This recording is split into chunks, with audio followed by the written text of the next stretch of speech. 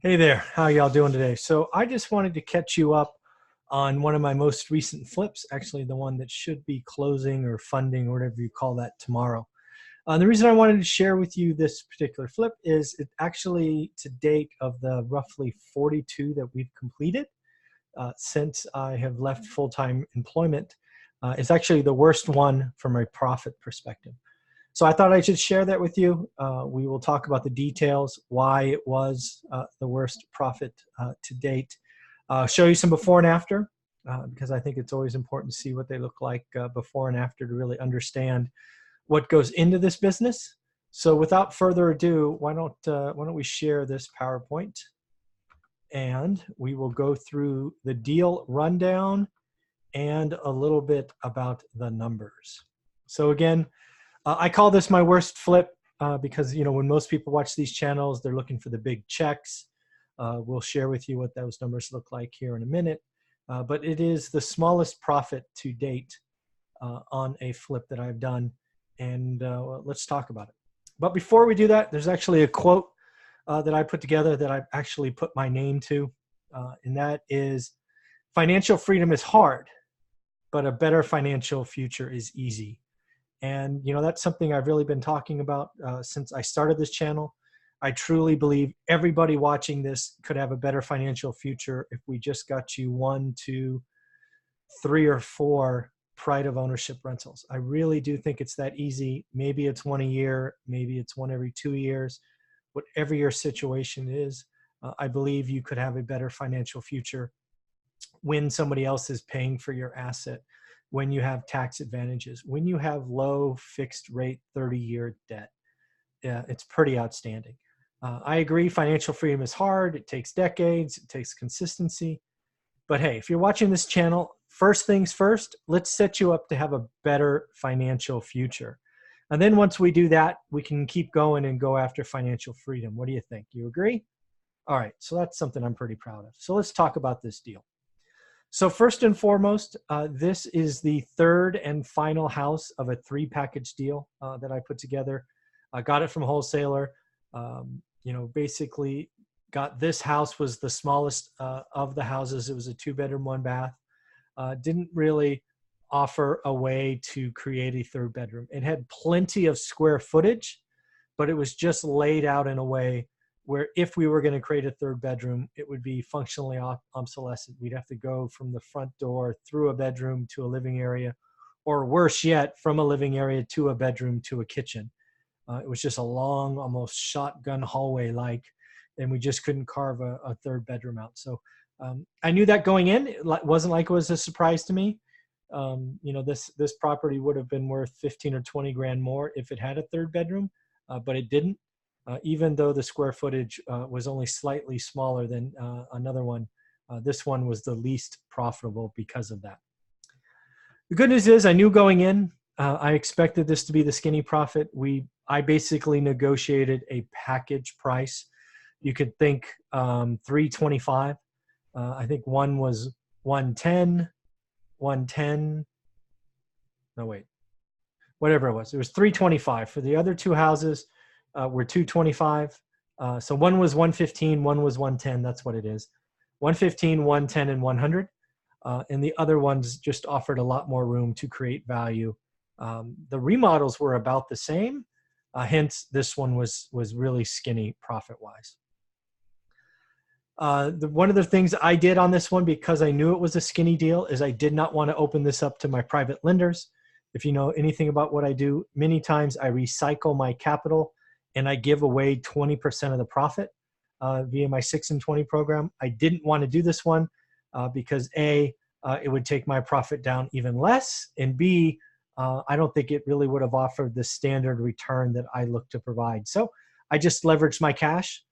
There was opportunity cost because, again, I had 100 grand tied up into this particular property, and I couldn't use that elsewhere. Unlike my normal, where I'd put 100 in and I get my 100 back, this one I left alone because it was such a skinny deal.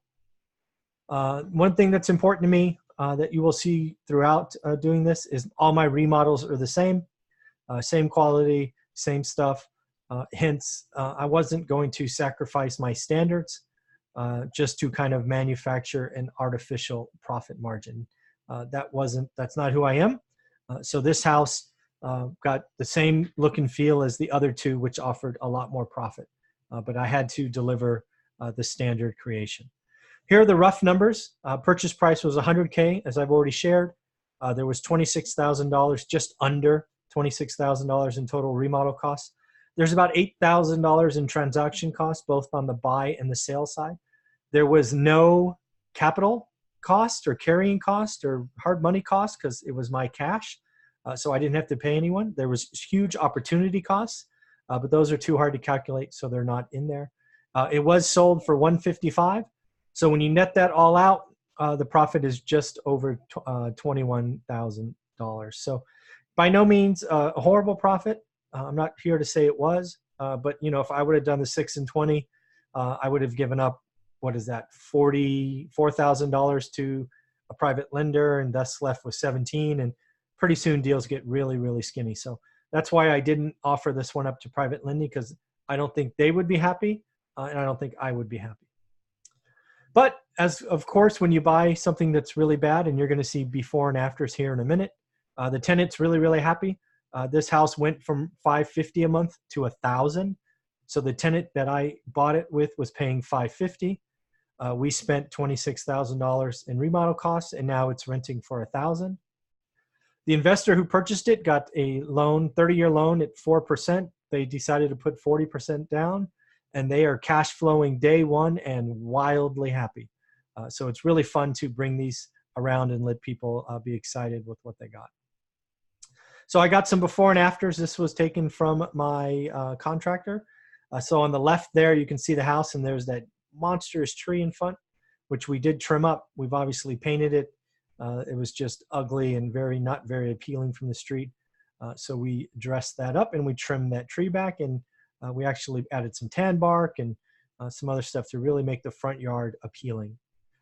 Then there's a kitchen. You can see the old kitchen on the left. It had that stick and peel flooring. It was, it only had lowers, cabinets, so no cabinet space. What we did is we added laminate flooring, the same stuff you see in all my units. We did uppers and lowers. That is a new window as well. And then we added granite with a granite backsplash. So we also added a little bit of shelving there for the tenant right by the windows. So again, doing the right thing, and also a new light that you see in the center there.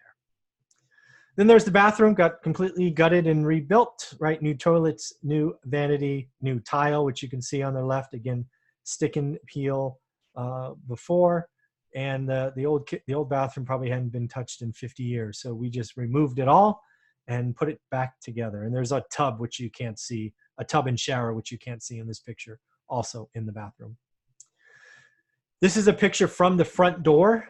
You can see the one on the left, it's kind of left upper, just that long shotgun hallway. If you're standing there, you look to your right, there's a bedroom. Go down midway, just past the heater is another bedroom. Go down to the end there and take a right. That's the kitchen. That's kind of how it's laid out.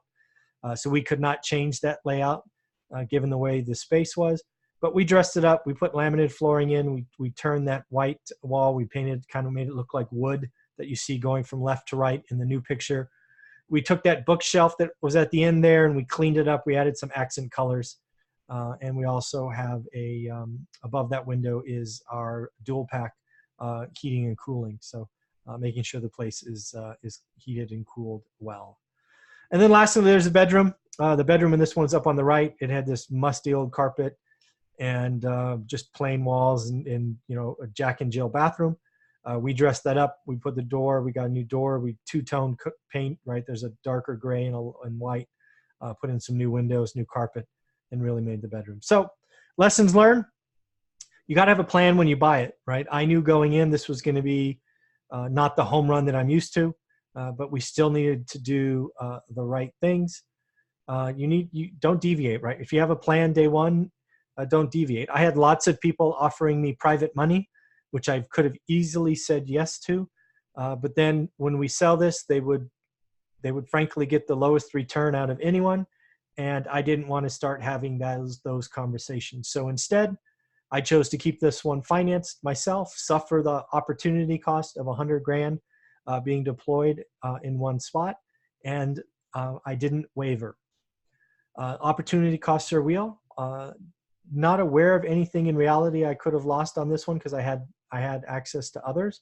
But in reality, that 100 grand was spoken for the 5 months that this flip took. And you just have to be okay with that. Don't sacrifice quality, right? This was my 42nd flip, I believe, during this cycle. And I wasn't going to have this one be the worst quality or half done, or they all have to look alike to me. So if you go in and you see any of my projects, they should all look and feel the same. Far more important to have a reputation than to kind of try to manufacture profit. Your reputation matters in this business, not only when buying and selling, but if you're going to go speak in different events, you've got to put your money where your mouth is. And in this case, I did just that. You got to feel good about your projects, right? These projects that come and go and take time and decisions and execution and all of that. At the end of the day, sure, having money in the bank is nice and getting rewarded for your efforts, but you've got to feel good, right? Gary Vee talks about it. You got to be happy. You got to be happy with what you delivered and what you've accomplished. And I'm happy turning slumlords into pride of ownership. I'm happy when tenants, move into a nice home with great kitchens and baths. I'm ecstatic when new landlords buy their first or second pride of ownership rental and they get about changing their financial future, which is easy, as I talked about in that first quote or that first slide. And again, everybody wins. I mean, that's really important to me. Everybody's got to feel good when they deal with me. I don't like these zero sum, I win, you lose scenarios. That's not who I am. So at the end of the day, happy to share with you the worst flip to date from a profit perspective. I think it was just over 20 grand or 21 grand was shared earlier. Happy to say that everything was been north of that. But this is fun. When you can go in, you can change upgrades neighborhoods, you can help tenants, you can help investors, you can help new landlords. It is a lot of fun. So at the end of the day, love to hear from you. Feel free to ask questions about this one or others. I do believe if you are a busy professional, I believe owning the end product or the pride of ownership rental is outstanding. The list of buyers is growing, but it never hurts to get your name put on the list because, again, we are aggressively looking to buy more and more and more. So at the end of the day, take care. Hope this was fun. And, of course, have a great day.